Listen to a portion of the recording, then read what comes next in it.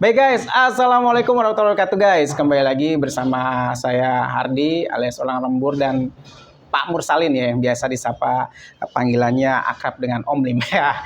Om Lim ini salah satu aktivis pergerakan yang juga ketua umum KISDI ya. Komite Indonesia untuk solidaritas dunia Islam. Solidaritas dunia Islam. Baik, Om Lim. Nah, ini menyikapi soal 40 ormas, laporan 40 ormas ya tentang Grace Natali, Abu Janda dan Ade Armando ya. Nah, kemarin sempat Ade Armando itu mengundurkan diri dari PSI. Kemudian dia kalau nggak salah sih ngeributin PSI. Nah, kali ini Grace Natali itu didampingi petinggi PSI untuk mengklarifikasi bahwasanya nggak ada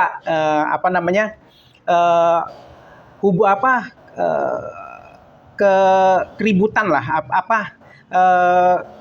keributan antara JK itu tidak ada senggolan antara JK. Nah, itu menurut Om Lim gimana nih? Ya, Bismillahirrahmanirrahim.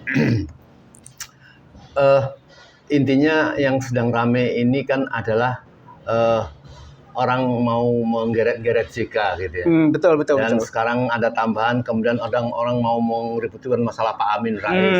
Yeah. Ini kan adalah kedua tokoh bangsa yang sebenarnya ingin menjernihkan di air yang keruh ya. Saya mau mengungkapkan, ada ungkapan di dalam Islam itu unzur anqola wala tanzur mangkola. Perhatikan apa yang dibicarakan, jangan memperhatikan orang yang berbicara. Tetapi khusus untuk Ade Armando ini, apalagi ada ketambahan janda, Abu Janda, kemudian ada Grace Natali, justru umat Islam ini mencermati, perhatikan siapa yang bicara. Ya. Kalau omongannya itu hanya untuk mengacau-ngacaukan sajalah. Jadi mengapa orang rame dan mau meributkan JK? Padahal persoalannya kita kan menjadi bentrok hiruk pikuk. Ini kan urusan ijazah. Rusuh ya? Urusan ijazah. Urusan untuk menyelamatkan, jangan sampai terbongkar bahwa Jokowi itu tidak mempunyai ijazah. Ya, sampai partainya aja dikatakan gajah kan. Betul. Gak punya ijazah. Gak punya ijazah. Istilah dari Roy Suryo. Nah, jadi berbahaya sekali. Hanya karena Yusuf Kala itu dimintai keterangan tentang persoalan ijazah, Yusuf Kala kan tidak mau memihak apa-apa. Betul. Dan mungkin saja beliau meyakini bahwa dia sebenarnya punya ijazah. Tunjukkan saja gitu. Nah, ternyata mereka merasa terserbu oleh itu. Tetapi tidak membalas persoalan ijazah. Dia mencari-cari apa yang bisa dilemahkan jika ini.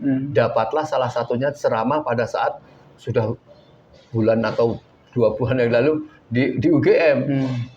Mempersoalkan pernyataan JK yang sudah dipercayai oleh masyarakat dan oleh para tokoh negara, dia ini adalah pendamai yang luar biasa. Hasil temuan JK itu, ini temuan lapangan. Ya. Jangan dikatakan bahwa JK seolah mengatakan Kristen itu ada juga membunuh itu masuk surga. Bukan itu persoalannya. Ini yang menjadi perdebatan ini, JK sedang menceritakan di UGM bagaimana cara dia mendamaikan konflik gitu. Dan itu fakta dan luar biasa ya. Bahkan baik dari Islam ataupun Kristen dikatakan tidak ada yang mengatakan bahwa orang membunuh itu masuk surga. Dan itulah proses-proses bagaimana beliau bisa mendamaikan. Dibalik sama orang Ade Armando ini bahwa ini bahaya, padahal intinya karena mereka merasa terserang. Mereka mengatakan tidak punya ijazah atau tunjukkan saja ijazah.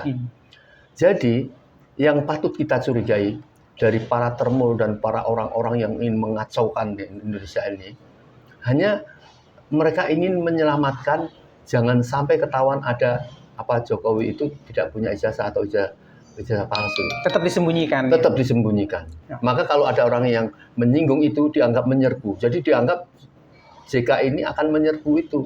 Maka mereka mati-matian ya, untuk mengalihkan isu itu Dan yang berbahayanya mengalihkannya itu kemudian ingin mengadu domba anak masyarakat, anak bangsa, dengan masalah bahkan melibatkan Gamki. Ya. Gamki ini sebenarnya kebetulan ada orang PSI yang jadi anggota Gamki, gitu. Kemudian dia ingin memprovokasi antar agama sebenarnya. Ini kan berbahaya sekali. Maka saya paham bahwa 40 ormas Islam itu mengerti substansinya. Ini harus dilaporkan. Ini orang ini tidak bisa. Bahkan kalau kita mau menyebutkan lebih jauh, Ade Armando ini memang orang PKI. Betul. Itu sudah disampaikan oleh keterangan oleh Salim Said, senior politik yang kita tahu. Dia katakan dia itu almarhum almarhum ya. Dia itu anak orang PKI. Dan kalau kemudian mengacau dengan cara mengadu domba, ya itu memang pekerjaannya PKI itu seperti itu, gitu loh. Dan dari dulu, dari tahun 65 memang pekerjaan mengadu domba. Dan yang punya ijazah palsu ini kan dari dulu dari dicurigai memang PKI, gitu loh. Nah jadi 40 ormas Islam ini saya mengapresiasi apabila ini udahlah dinaikkan ke pengadilan saja. Nah, Om Lim sebagai orang yang dulu pernah jadi tim ses ya dari Pak Prabowo dulu ya, tahun berapa sih? Tahun 2019 kalau nggak salah. Ya. Nah, gimana sih posisi presiden menanggapi ini nih? Kok terkesan kayak diam aja? Apakah dia akan membiarkan ini berjalan seperti ijazah palsu jadi bola liar atau bagaimana menurut Om Lim? Kalau menurut saya kita tunggu saja kejujuran yang diketahui oleh Bapak Presiden segera muncul. Saya tahu beliau itu sebenarnya tahu benang merah, benang hijau atau benang apa sekali tahu, tapi belum berani karena orang-orang ini, para term-term ini ya, termasuk Jokowi yang dielulukan itu orang yang berjasa memenangkan beliau menjadi presiden dengan cara itu. Betul. Jadi mereka tidak berani. Mungkin ada rahasia-rahasia tertentu yang apabila dibongkar, apabila Jokowi mengancamkan itu akan menjadi masalah. Nah ini kita harus dorong dikit-dikit Bapak Presiden ini untuk harus berani. Karena keberaniannya itu ditunggu oleh masyarakat untuk menyahkan orang-orang jahat. Coba bahkan masalah ijazah ini yang sering sekali disebut sama si Bang Rustam, yang terlibat jauh itu tentunya adalah orang yang namanya Pratikno. Pratikno ini kan Mensestek, tetapi sebelumnya kan dia rektor UGM. Apakah dia yang mau create masalah ijazah ini, kemudian dia masuk? Bahaya sekali Indonesia ini menghadapi persoalan. Maka orang-orang ini harus ditelusuri ya. Mau memecah belah bangsa dengan hanya siapapun yang menyinggung. Maka itu Roy Suryo itu jadi target bener ya. Apakah karena Prabowo sudah dikunci gitu dengan Jokowi hingga dia menyebutkan hidup Jokowi itu termasuk Pratikno itu tidak bisa dicopot? Nah menurut Om Lim gimana? Ya, dia ingin mendamaikan sebenarnya. Sudahlah, persoalan ijazah ini selesai sajalah. Kan maka itu sekarang harus sampai sekarang ini kan sudah terkenal ada namanya mau di deponering. Udah hentikan. Tetapi selesai. Mendamaikan itu bukan suatu hal yang tabu, memang suatu hal yang baik. Ya.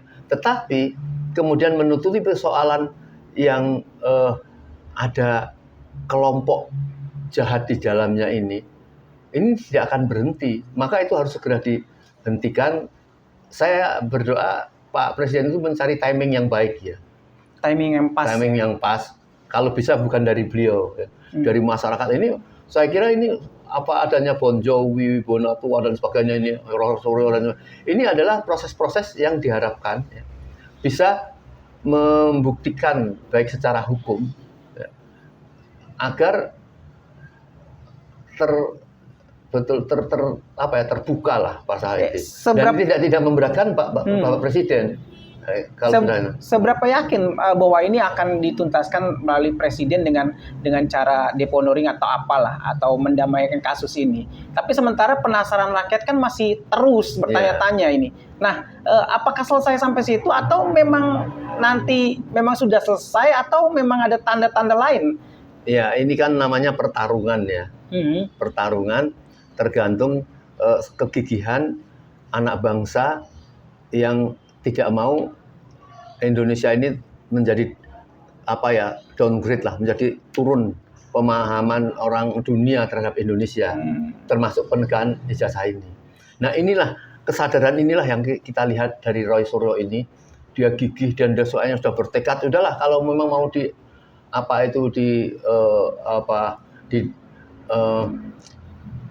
dikriminalisasi atau sudah sampai pada sanggup itu. Dan saya melihat titik terang Indonesia ke depan ini, Jokowi ini, saya yakin pasti tidak ada yang akan berani membela karena sudah tidak mempunyai apa-apa ya. Termasuk dari kepolisian pun ya.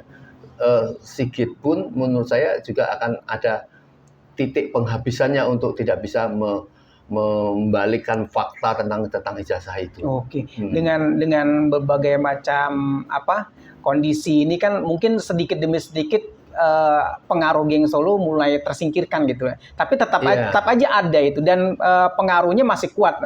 Buktinya Jokowi pun sampai sekarang juga masih santai-santai aja menghadapi gugatan ini. Nah, sementara muncul skandal antara Teddy dan Prabowo nih. Nah, ketika skandal itu muncul juga gelombang demo. Nah, menurut Om Lim ini, apakah ada tanda-tanda geng Solo bergerak lagi atau gimana? Jadi saya masih menyambung ke masalah ijazah ya. Karena Jokowi ini dia tetap ingin mempertahankan itu, keselamatan dia itu melihat dari situ. Maka dia menanamkan orang-orangnya. 3 periode nggak jadi anaknya mempertahankan ya. Memperjuangkan orang-orangnya masuk dalam kementerian di Prabowo. Kan waktu di Oktober tahun lalu kalau tidak salah, waktu Prabowo menetapkan calon-calon menteri itu, kan dikenang bahwa Jokowi itu membawa 17 menterinya dia untuk segera dimasukkan situ, termasuk si Teddy ini. Termasuk Teddy ini kan jelas orangnya Jokowi sejak jauh, ya. Bahkan ada gambar-gambar bagaimana Teddy seperti pakai pakaian kemben itu dimandiin dan sebagainya. Itu bukan AI itu. Nah jadi Pak Amin itu sebenarnya kalau saya melihat hanya mengkhawatirkan jangan sampai pemerintahan Prabowo ini dikontrol oleh orang menteri-menterinya. Kalau ada pergerakan misalnya tidak melindungi jasa, itu akan disikat habis itu Prabowo. Jadi Prabowo itu memang banyak sekali ancaman-ancaman dari Jokowi apabila tidak membela. Kalau dia lihat tidak membela, maka menteri-menterinya ini akan berulah mau bikin kebijakan apapun. Ya, kita kenal kebijakan si Bahlil memberikan harga gas LPG segala macam itu distribusi dan sebagainya. Itu kan membahayakan Pak Prabowo.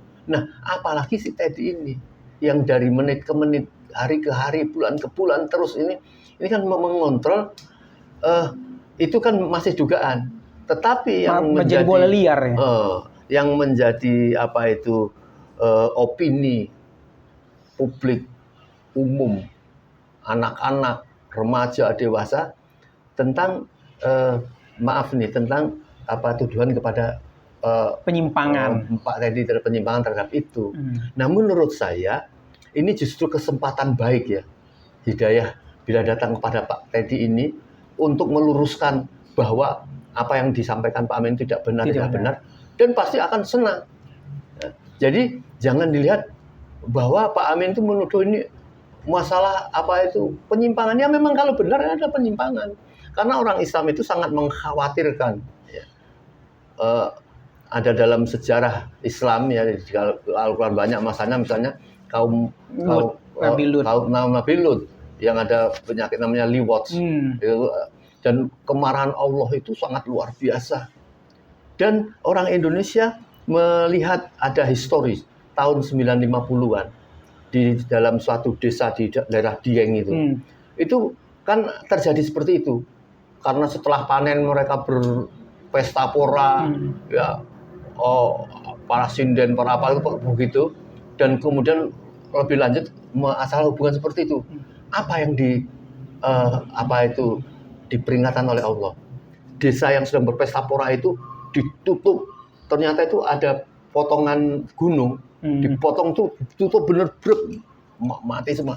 Begitu marah Allah terhadap perbuatan seperti itu. Tentu Pak Amin tidak sampai ke sana, cuma menyayangkan.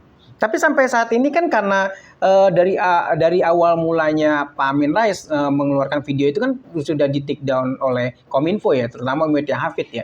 Dan sampai saat ini belum ada klarifikasi sedikit sama dari ya, Teddy. ini yang justru membuat keruh masalah. Mestinya Menkominfo tidak seperti itu, serta-merta langsung men-take down, dan tidak adil seperti itu. Berikan kesempatan untuk apa yang disampaikan Pak Amin diketahui oleh masyarakat tentang video itu. Kan itu kan betul-betul kita tahu hubungan Pak Amin itu dengan Prabowo itu sangat bagus sekali. Sehingga dia dalam menasihatkan kepada sahabatnya ini, juniornya katakan itu dengan hal-hal seperti itu. Tapi tidak ada kaitannya untuk menyerang Teddy, itu sama sekali tidak ada. Kalau kita lihatlah bagaimana ya seorang muda mayor energik gitu ya. Saya kira bagus. Tapi menurut saya dengan seperti ini akan mengingatkan atau menjadi kesempatan Pak Teddy itu tidak benar. Oke, apakah Teddy ini memainkan gaya seperti junjungannya Jokowi ya? Jadi biarlah angin berlalu gitu, biarlah suara-suara sumbang berlalu, tapi dia tetap mendiamkan gitu. Nah, sementara kan isu ini kan panas sekali ya, termasuk menyasar pimpinan tertinggi. Nah, permainan seperti itu menurut Om Lim gimana? Apakah nanti menjadikan Prabowo ini sebagai tumbal atau gimana? Kan sudah banyak tuh demo-demo gelombang yang ingin menurunkan makzulkan Prabowo gitu. Ya, kalau ingin memakzulkan Prabowo itu tentu karena dalam konteks mereka tidak ingin dilemahkan. Ya, jadi mereka mempunyai cita-cita ya, yaitu terhadap wakil presidennya ini, si Gibran ini gitu. Mereka berupaya kalau sampai Prabowo sampai terjadi apa-apa, kan otomatis yang naik Gibran. Ini menurut cita-cita atau angan-angan mereka, kan tidak mudah rakyat menerima wakil presiden yang masih menjadi persoalan, kemudian betul-betul menjadi murni akan menjadi presiden, itu kan tidak mudah. Iya. Siapapun pasti akan tidak rela anak bangsa ini menjadi rakyat yang dipimpin oleh seorang presiden yang sangat jangan dikatakan tidak kapasitas lah, pokoknya tidak berkarakter apalah. Ya, masa Pak Prabowo tidak tersinggung ya dengan tulisan-tulisannya atau di Fufafa itu, bagaimana anak kecil yang jorok, anak kecil yang mindsetnya rusak. Nah, jadi ini yang cara berpikir mereka cara berpikir untuk bagaimana supaya Gibran naik ini. Oleh karenanya, kalau saya sampai mengusulkan terpenting adalah sekarang ini adalah bagaimana rakyat Indonesia meminta untuk memakzulkan Gibran itu. Berbahaya kemudian harinya, tapi prosesnya pun juga menjadi masalah gitu ya. Menjadikan dia itu menjadi cawapres pada saat itu. Oke. Beberapa gerakan purnawirawan ya TNI juga sering banget memakzulkan niatan seruan untuk memakzulkan Gibran. Tapi tentu juga sepaket dengan Pak Prabowo ini. Nah, karena Pak Prabowo ini terkesan ya selama pemerintahan ini tidak menunjukkan tanda-tanda bahwa kebaikan negeri ini bertambah gitu. Nah, menurut Om Lim sebagai closing statement nih, apakah nanti ya jikalau memang Prabowo benar-benar turun gitu terus tergantikan Gibran atau tidak atau terjadilah dua-duanya, siapa kira-kira Om Lim yang akan dimanfaatkan? Yang jelas Prabowo tidak akan mampu meluluskan cita-cita dari Jokowi itu untuk terus menyelamatkan Gibran. Itu saya mempunyai pandangan itu, karena di semua lini itu keberatan terhadap Gibran ini sudah ada. Jadi kebetulan yang berani memunculkan ini adalah ada FPP TNI. Ya. Tapi sebenarnya pikiran FPP TNI ini sama dengan rakyat. Dia ini menangkap aspirasi rakyat itu, bagaimana keberatan terhadap itu, dan dia bersuara. Sebentar lagi pasti rakyat akan menggugat ini. Banyak celahnya kok, banyak celahnya. Kalau kita lihat dari pasal 7 UUD 45 itu celahnya banyak sekali. Dia itu sangat pantas untuk didiskualifikasi menjadi calon presiden itu. Waktu itu dipaksa-paksakan. Maka saya yakin Pak Prabowo tidak akan mampu untuk membackup itu, dan justru Pak Prabowo akan kuat kalau membiarkan proses hukum, proses akhlak yang buruk itu dibiarkan. Jadi Pak Prabowo itu nggak usah menutup-nutupi tentang Fufu-Fafa itu. Wah, jahat sekali kepada Pak Prabowo. Apakah Pak Prabowo pura-pura menghina sekali ya? Menghina sekali. Dan Pak Prabowo keluarga yang terhina saja. Rakyat Indonesia merasa terhina punya wakil presiden yang jahat sama dia, dan ini yang harus menjadi kunci kemajuan penyelamatan Indonesia ini, menyingkirkan Jokowi dengan segala macam persoalannya, menyingkirkan para gerombolan-gerombolan yang telah menggunakan Jokowi ini menjadi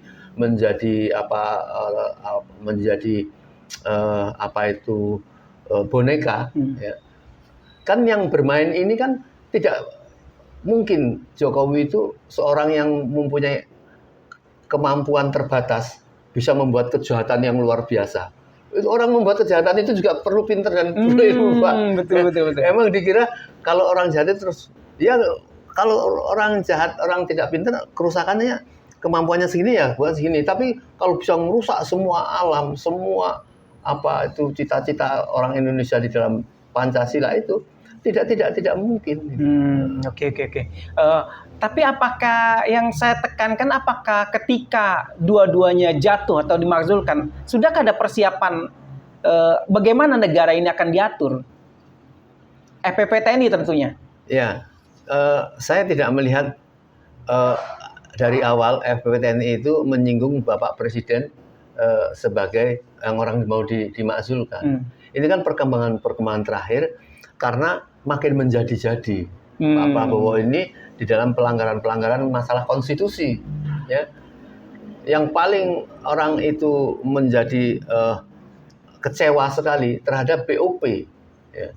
BOP yang dulu hubungannya bagaimana Indonesia ini terhadap dunia yang membela ke Palestina.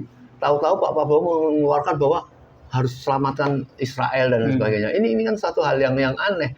Dulu orang Indonesia mempunyai kepandaian di dalam politik luar negerinya itu, yaitu non-blok, ya kan? Sekarang memilih salah satu blok, tapi blok yang goblok, namanya goblok gitu ya, blok yang membahayakan Indonesia. Itulah itu pelanggaran konstitusi gitu loh. Dan belum konstitusi yang lain itu. Dari berbagai isu ijazah palsu, Teddy dan Amin Rais, hingga terakhir juga Amin Rais juga diancam ya oleh preman yang namanya Hercules gitu kan. Nah, ini sesuatu yang menunjukkan bahwa negeri ini memang sudah luar biasa bobroknya gitu, dari segi hukum, dari segi pemerintahan, dari segi kapabilitas juga segala macam. Itu tidak menunjukkan keadaan yang baik-baik saja. Nah, terakhir Om Lim, saran nih buat rakyat Indonesia ya, melihat kondisi seperti ini ya, apalagi dolar terus menanjak naik ya. Nah, ekonomi rakyat juga makin sulit. Nah, ini Om Lim sarannya buat rakyat Indonesia di mana, Om? Tersebar luas perorangan, kelompok orang-orang bijak, guru besar, mantan jenderal yang baik-baik itu. Cobalah Pak Prabowo undang mereka, diajak dialog, diajak ngobrol. Bagaimana untuk memperkuat. Jadi memperkuat dengan para orang-orang yang mengkritik semacam itu sangat kuat sekali Prabowo. Tapi kalau Pak Prabowo justru berteman dengan orang-orang yang hanya ingin mencari jabatan-jabatan, kemudian bahkan orang-orang yang mengkritik itu dianggap orang yang mau memakzulkan beliau, itu menjadi lemah Pak Prabowo. Pak Prabowo itu tidak usah berpikir bahwa yang mau kepengen ini nanti tahun 2029, tidak perlu. Karena kalau dia ini bijak seperti ini, orang pasti otomatis memilih dia kok. orang mau jadi presiden itu dikira enak, berat Pak. Jadi Pak Prabowo itu sudah ada keadaan itu, tinggal mengubah karakternya ya, mengubah karakternya itu jangan sampai dininabubukan oleh para orang-orang yang khawatir kekuasaan hilang dari mereka, ya kan? Orang dekat Bapak lah, tapi ada orang dekat Bapak yang sangat bagus, yang sangat orang senang, misalnya kepada Menhan Syafri Samsudin ya, kan dia nampak seperti mau menjalankan apa yang diperintahkan Pak Prabowo kepada dia. Nah orang-orang seperti itu jangan orang yang hanya mencekoi tapi menjebak pada Pak Prabowo. Jadi sekali lagi intinya pilihlah orang-orang baik, ya. Kelompok-kelompok baik yang sedang peduli menyelamatkan bangsa ini dirangkul. Mereka tidak minta apa-apa kok. Saya kenal sekali karena saya juga bersama para senior-senior itu. Oke, baik.